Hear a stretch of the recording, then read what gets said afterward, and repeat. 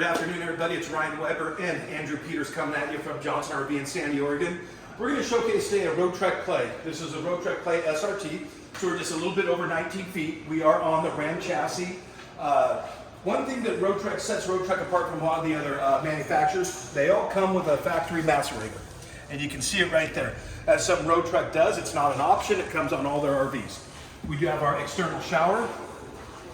Rear hitch here, and I think you can tow about 3,500 pounds with this.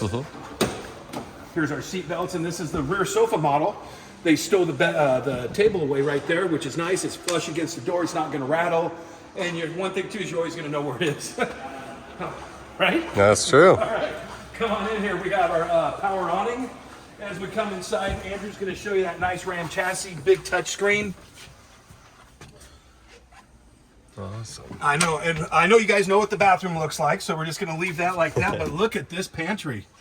All right, we do have our Italian-made refrigerator freezer here. This is one of the biggest refrigerator freezers you're going to get in a B van.